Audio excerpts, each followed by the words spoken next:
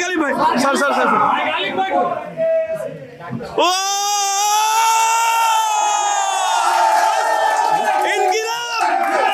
সকল শিক্ষা প্রতিষ্ঠান, সকল ছাত্র সমাজ কুয়েটের পাশে ছিল। এই জন্য এই বিজয় সকল শিক্ষা প্রতিষ্ঠানের। আর দ্বিতীয়ত যে পরবর্তীতে যে আমাদের পদক্ষেপ, সেটা হচ্ছে আমাদের প্রথম থেকেই দাবি ছিল 6 দফা। আমরা বাধ্য হয়ে 1 দফায় আসছি। তো পূর্ববর্তী যে দাবিগুলো রয়েছে 5 দফা, তার ভিতরে সেই দাবিগুলো আমরা যেমন এই আন্দোলনটা কারোর একক নেতৃত্বে হয়নি, পুরো আমরা সকল সিদ্ধান্ত ওপেন ডিসকাশনের মাধ্যমে নিয়েছি।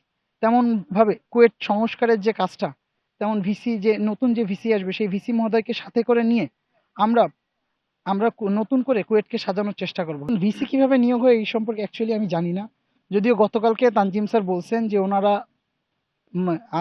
আবার আলোচনা করার মাধ্যমে ইউজিসি থেকে একজন ভিসি নিয়োগ দেবে শিক্ষা উপদেষ্টা থেকে। ব্যক্তিগতভাবে এরকম মনে হয়েছে যে আমি যে 58 ঘন্টা যে অনশনে ছিলাম, তারপরে আমাদের কাছে যখন নিউজটা আসলো যে আমাদের ভাইস চ্যান্সেলর মহোদয়কে হচ্ছে অব্যাহতি করা হয়েছে, ওই মুহূর্তে আমার কাছে আনন্দটা এমন হয়েছে যে 5ই আগস্টে যখন হচ্ছে স্বৈরাচার হাসিনা পলায়ন করছে, ওই মুহূর্তে যেমন একটা আনন্দ ফিল হচ্ছিল যে না, আমরা নতুন করে কিছু পেতে যাচ্ছি।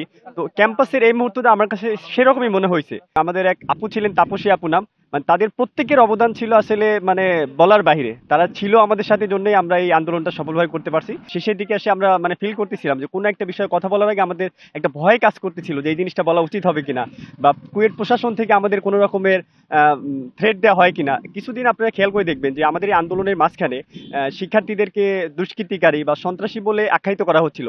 এই ভয়গুলো আমাদের কাছে ছিল। যখন গতকালকে আমরা নিউজটা পেয়েছি, তখন মনে হচ্ছে যে না, আমরা একটা স্বাধীন হয়েছি।